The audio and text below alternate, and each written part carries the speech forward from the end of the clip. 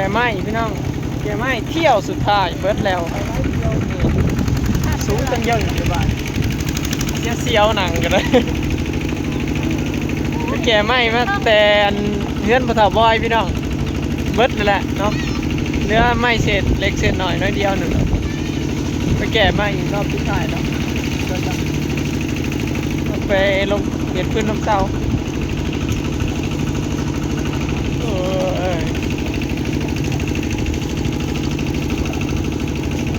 มากัน4 คนพี่น้อง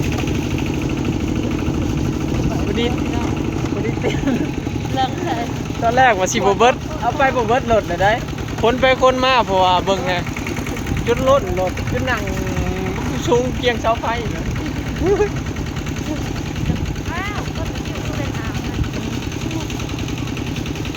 มากัน4 คนพี่น้องเมย์ดากาน้องเมย์ต้องดาวซีพี่น้องตัดกันเลยหลอดมีคนไปว่าอยู่เตาคุณพี่น้องเชียงตึงนะโอ้ผูกไปแค่นั่งเนาะสบายดีเด้อพี่น้องสบายดีบัดทุกคนเนาะคนรอบค่ำพี่น้องเมฆครึ้มฟ้าครึ้มฝนอยู่ในตอนนี้ฝนก็ตกพอแต่ไปปล่อยแล้วก็หยุดไปเลยตกแต่ตอนเช้าแล้วก็เงียบแล้วก็ขึ้นฝนแล้วอากาศหนาวตอนนั้น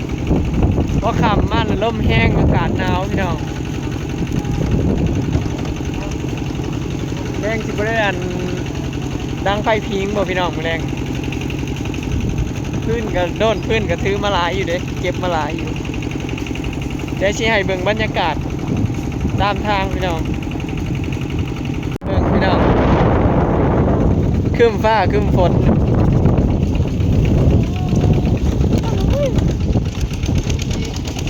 โยกเย่เสียวจักจิตกบ่ตกเด้อพี่น้องมื้อแรงคันลมแบบนี้ย่านบ่ตกอยู่เนาะเบิ่งแต่ว่าครึ้มฝนนึแม่นโอ้ยเต็มรถเบิ่งนั่งก็นั่งเสียวๆอย่านั่งแจบเลยเด้อ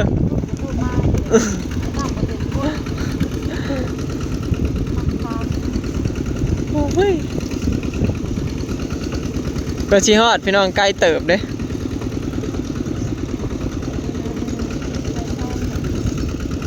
ก็ชิผ่านหมู่บ้านหนึ่ง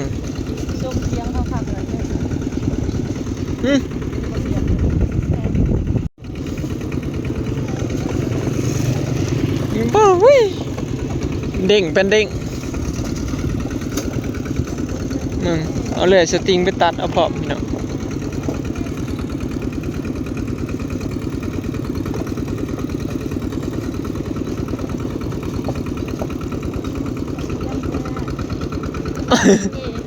ตั้งเท่าอีนนักนั้นนะเสียว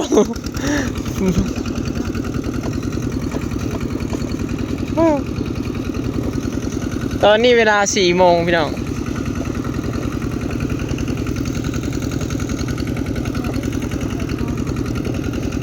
มื้อแรงฮะเนี่ยมาปิ้งหนังงัวอากาศหนาวแบบนี้พี่น้องซุ้มไฟดังไฟผิงหาเข่ามาจีหนาชิหนาวลายมืออยู่ประมาณ 3-4 มื้อพุ่นละหนาวใส่บุญบ้านบ่อยพี่น้องบุญบ้านเล่นหินพุ่นละ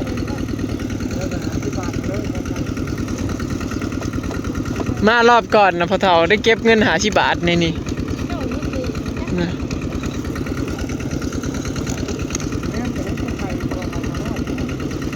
ชีม่วงบ่มาแล้วไปบัดชีฟ้าถ้าแม่นใบพันนี่คือสิเต้นมาสั่นแล้วพรซิมอนพรชัยปะมาสุดก่อนกับซิมอนพรชัยพี่น้องพอเฒ่าซีได้เก็บเงิน50 บาทนี่แหละนี่ในข้างทางต้องผ่านออกไปนี่ฮอด4 แยกแล้วก็พุกพี่น้องบ้านเฮาอยู่พุกพูดนี่ไกลเติบ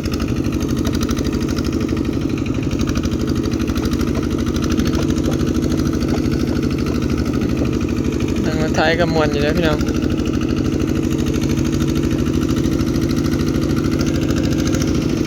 เฮา เขาเลาะคล้องกระป๋อมมาตามทางนี่แหละพี่น้องเลาะมาแต่ตามทางได้กระป๋อมนั่นนี่แหละ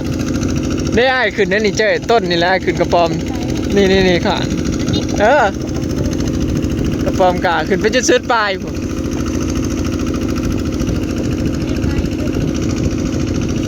ยิ่งมาตามทางนี่แล้วกระป๋อมเลาะคล้องมาตามทาง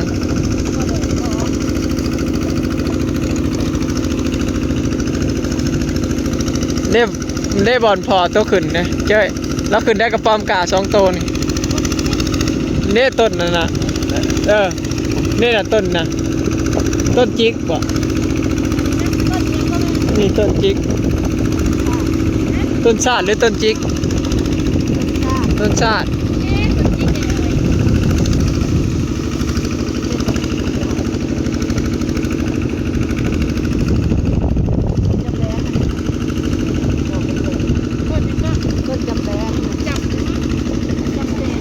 จำ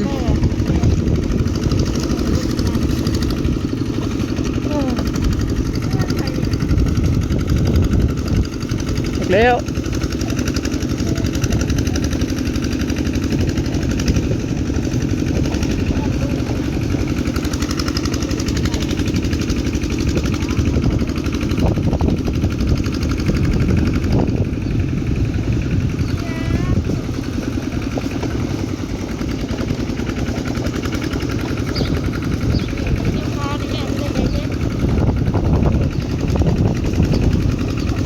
หอดทางแหวเมื่อบ้านเขาแล้วเมื่อนาเขาแล้วนี่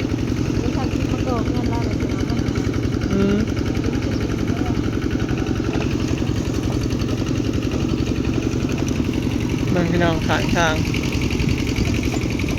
ต้นหมกม่วงกับเจ้าดกขนาดเนาะ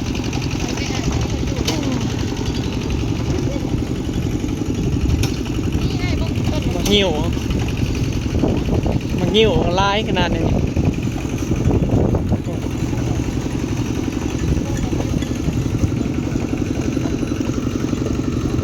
นี่นะพี่น้องทางแหวออกหน้าเขาตรงไปหน้ากะออกเขาบ้านนะให้ปังมันจะเป็นทางแยกได้พี่น้องเห็นบอกถ้าตรงไปเลยนะก็เป็นทางใหม่ทางตัดใหม่ไปบ้านบ่อยนี่ออกมาทางข้างพี่ก็เป็นทางในเขาบ้านนะให้ปังผู้ใดมากก็ชิจำได้อยู่พี่น้อง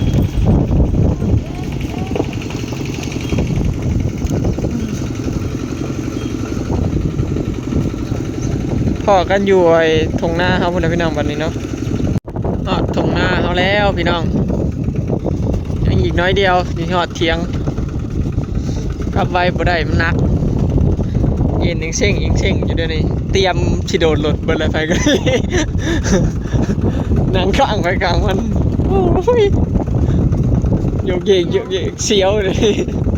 พร้อมโดด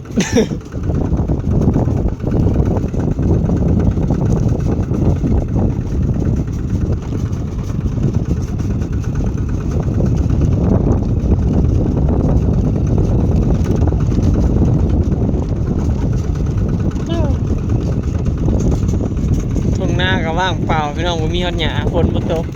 หญ้าก็บ่ปงงัวก็บ่ได้กินหญ้าได้กินแต่เฟืองพี่น้องความแตกต่างยามแล้งกับยามฝนเนาะจากทงหน้าสีเหลืองอร่ามสีเขียวงามกลายมาเป็นสีขาวเห็นแต่ฝุ่นไงง่อง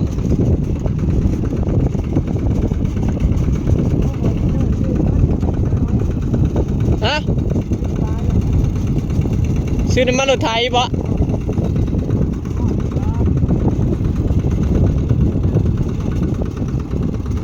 ไม่น่าจะเต็มรถพี่น้องมันสูงจังยังลมหน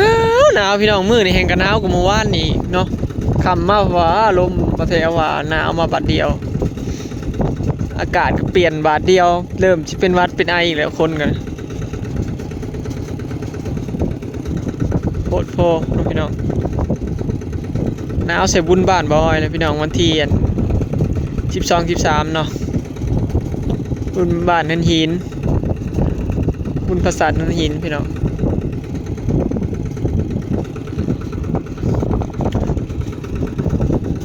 นี่หอดเลยน้องบัวน้องตงพี่น้องอีกบัวดนเนาะกระชีฮอดย่ำหน้าคือเก่าเนาะอีกประมาณนั้น3 เดือนเนี่ยพี่น้องกระชีตกกาเนาะฮอดย่ำหน้าคือเก่าแล้วแป๊บเดียวปีนี้คือว่าไวคือว่ายังบ่ได้เฮ็ดหยังซ้ำฮอดย่ำหน้าอีกแล้วลืมข้าวเลยพี่น้องเดือนหน้าเนี่ยเป็นเดือนสงกรานต์เนาะพี่น้องไวเนาะ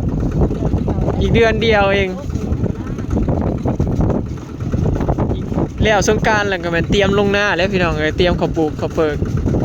สิแต่ฝนตกเท่านั้นเนาะสิตกกาไว้หรือซากอยู่กับฝนเนาะมันฝนตกไว้ก็ได้ตกกาไว้พี่น้องได้เกี่ยวไว้ได้ดำไว้คันฝนหลาก็สิได้ถาไปเหิงเนาะแต่ว่าซุมื้อนี่นะฝนมันอยากมาหลาเนาะบ่ค่อยมาคือสมัยตะกี้เนาะสมัยก่อนบ่ยังน้อยเดือน6เดือน5นี่ก็แบบเตรียมตกกะได้เด้อพี่น้องฝนดีเด้อซุมื้อนี่ฝนบ่ค่อยดี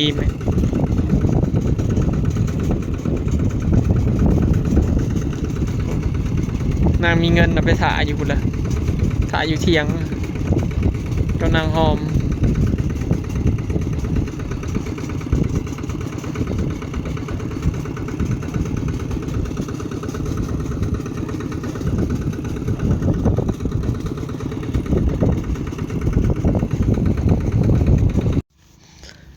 ฮอดเรียบร้อยพี่น้องไปตั้งแต่3 โมงตอนนี้4 โมงกว่าเกือบ5 โมงแล้ว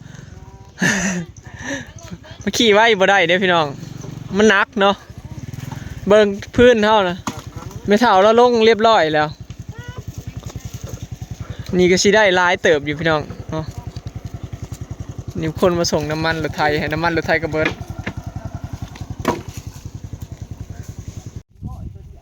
คนลงพี่น้องบ้าน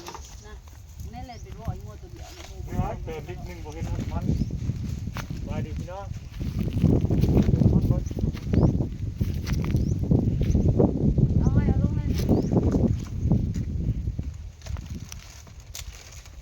ขี่จนน้ำมันเบิดแล้วจะให้น้ำมันเอาน้ำมันมาส่งให้ใครจะเอาลงบนยากคือเอาขึ้นเถอะปลาใส่ฮักแล้วแล้วเบิ่งเลยเอ้าโยโยโย ปล่อยเลยมัน ใช่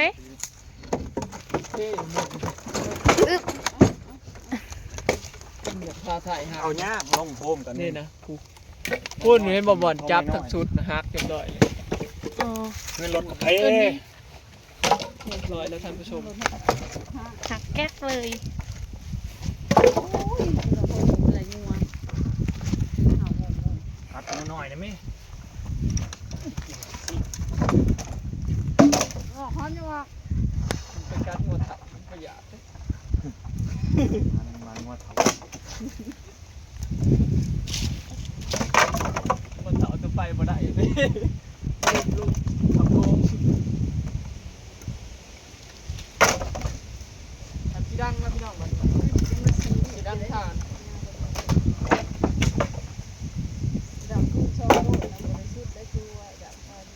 โอ้ยขาถ่ายกันนะพบขาถ่ายขาทางพบขาทาง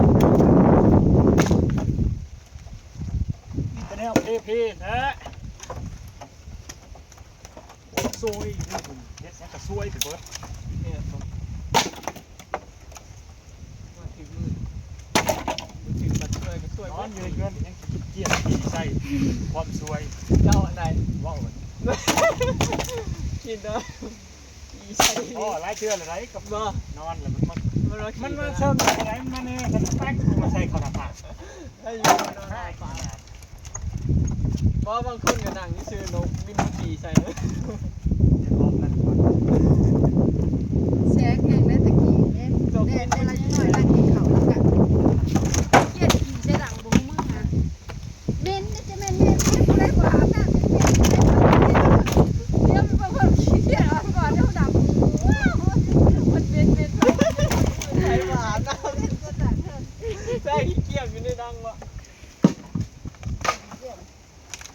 โอ้ยเพื่อนก็เอาเขาเบิดพี่น้องเหลือโดนเดียวก็เอาบ่ได้น้ำหนักแห้ง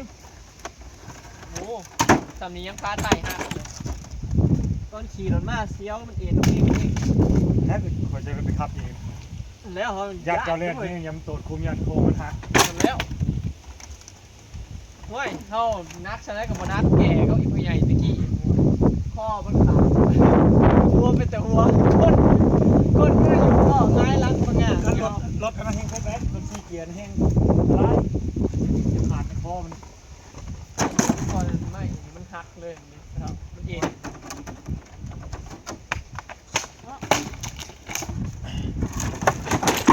ลงเลย ซ้ำปมืนพื้นซ้ำเตาไม่เขาผู้เตาใหญ่เอาเขาก็พวกเอา เขาพูดเต่าใหญ่ โอ้ยยัดเข้าลงเด้อโดนงามๆนี่มาเลือกเมื่อเฮ็ดตังนั่ง โดนน้อยโดน เมื่อไว้เฮ็ดตังนั่งประตูบ้านแล้วทาสีสแลกเซนซื้อสีสแลกมาลง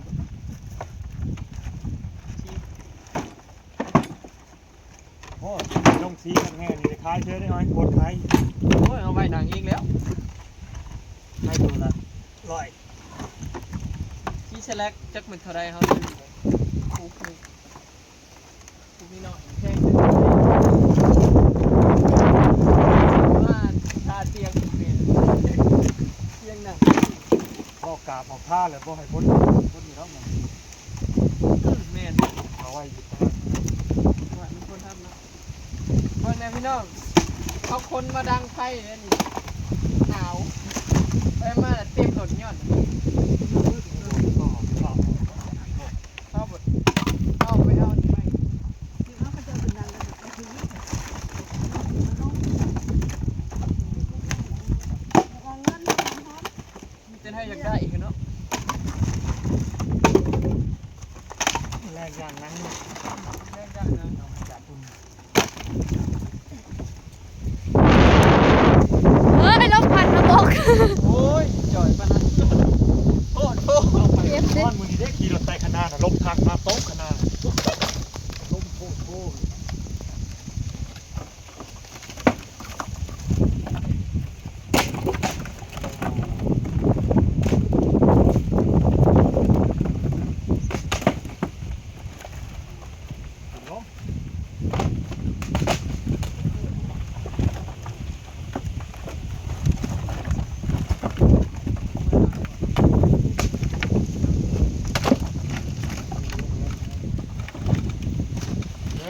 รถแล้วพี่น้อง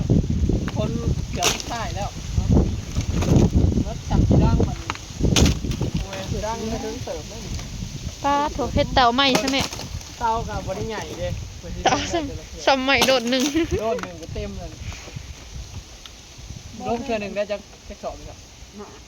ได้หาสอบคือวันได้ลายเจอได้ตังค์วะ ชอบเบียดด้วยบริษัทหน่อยเลย สอบใหญ่ โบเบิร์ตจะ สอบเบียดเนี่ยพี่น้องสอบใหญ่หาสอบ โลกคือขาโคกหยอก